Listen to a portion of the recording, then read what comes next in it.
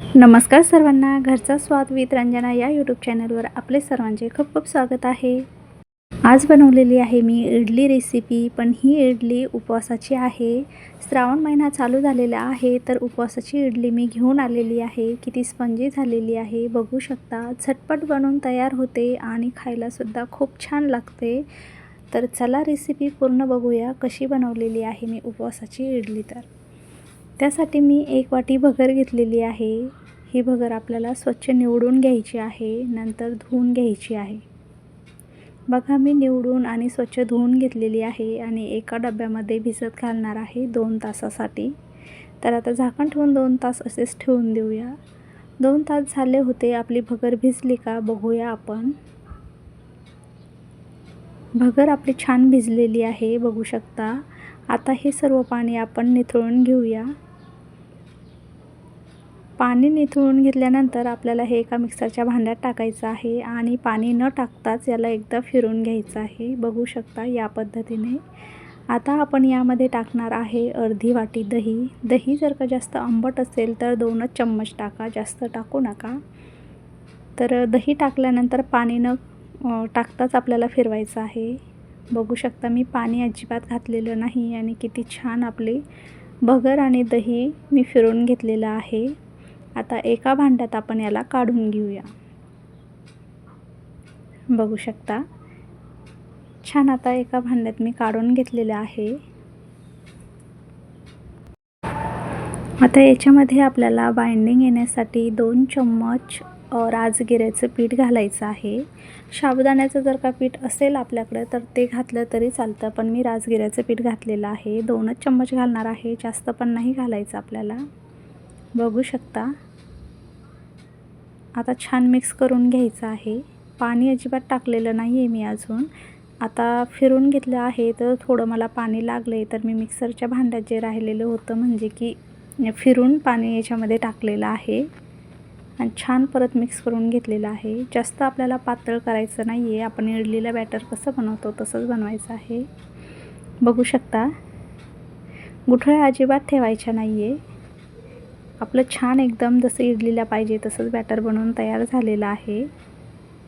याच्यामध्ये मी मीठसुद्धा घालून घेतलेलं आहे चवीपुरतं। आता हे साईडला ठेवू आणि जे इडलीचं भांडं आहे त्याला आपण तेल लावून घ्यायचं आहे। बघा तेल लावून घेते सर्व याला।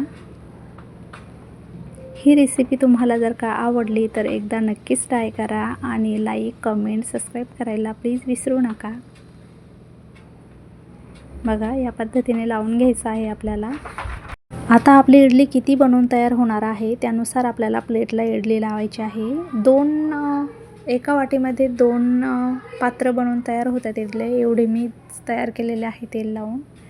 तर आता बॅटरमध्ये आपल्याला अर्धा चम्मच छोटा बेकिंग सोडा टाकलेला आहे आणि अगदी चिमूटभर खायचा सोडा टाकलेला आहे आणि 1 चम्मच छोटा पोह्याचा असतो तो तेल भरून टाकलेला आहे आणि हे छान मिक्स करून घ्यायचं आहे आपल्याला। यामध्ये छान मिक्स करून घेतलेलं आहे। आता आपण इडलीच्या पात्रामध्ये हे टाकून घेऊया। बघू शकता या पद्धतीने सर्व टाकून घेते मी। सर्व टाकून घेतलेले आहे मी। पाणी पण गरम झालेलं होतं। आता त्यामध्ये मी इडली ठेवते आणि झाकण लावून 10 मिनिट कमी गॅसवर होऊ देणार आहे। माझ्या एका वाटीमध्ये बराबर 8 इडल्या बनवून तयार झालेल्या आहेत। पीठ अजिबात उरलं नाही। आता इडली होती तोपर्यंत आपण त्याच्यासोबत खाण्यासाठी चटणी बनवूया। त्यासाठी मी शेंगदाणे घेतलेले आहेत। शेंगदाणे भाजून त्याचे टरफलं काढून घेतलेले आहे आणि हिरवी मिरची घेतलेली आहे आणि मिक्सरला फिरवलं आहे बघू शकता। आता हे साईडला ठेवू आणि इडली बघूया। 12 मिनिट मी इडली वाफवून घेतलेली आहे। बघा अजिबात चम्मचला लागलेली नाही। आपली इडली बनवून तयार झालेली आहे। मी काढून थंड होण्यासाठी ठेवली आहे। थंड होण्यासाठी ठेवली होती आणि पाण्याचा शिपडा दिला होता गरम असतानाच, म्हणजे की आपली इडली सहज निघते। तर आता बघा काढून बघते थंड झाल्यावर किती सहज आपली इडली निघलेली आहे बघू शकता तुम्ही। स्पंजीसुद्धा दिसत आहे। सर्व इडली आता अशाच पद्धतीने काढून घेते मी। खूप साध्या आणि सोप्या पद्धतीने मी उपवासाची इडली बनवलेली आहे. नक्कीच एकदा ट्राय करून बघा, आपल्याला सुद्धा नक्कीच आवडेल. चम्मचचं काढून घेते म्हणजे इडली निघायला प्रॉब्लेम नको. बघू शकता. आता सर्व इडल्या काढून घेणार आहे.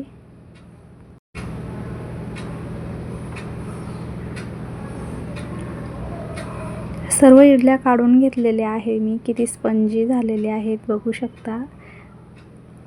आता जे आपण चटणी बनवून घेतली आहे ती बघूया. त्यासाठी मी कढई गरम करायला ठेवली. तेल पण टाकलेलं आहे. तेल गरम झालं की त्यामध्ये जी चटणी बनवून घेतलेली आहे ती टाकून घेऊया. उपवासाची चटणी बनवणार आहे त्यामुळे मी प्लेनच बनवणार आहे. त्यामध्ये जिरे, मोहरी, कढीपत्ता, कोथिंबीर असं काहीच वापरत नाही आहे आम्ही उपवासाला. त्यामुळे चटणी मी प्लेनच बनवणार आहे. आपल्याकडे जर का उपवासाला यामधलं काही चालत असेल तर आपण नक्की टाकू शकतो.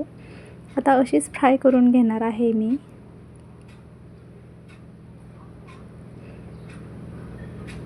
बघा थोडंसं पाणी ॲड केलेलं आहे. थोडीशी फ्राय होऊ देते आणि हिला एका वाटीमध्ये काढून घेते इडलीसोबत खाण्यासाठी. खूप छान लागते चटणीसोबत खायला.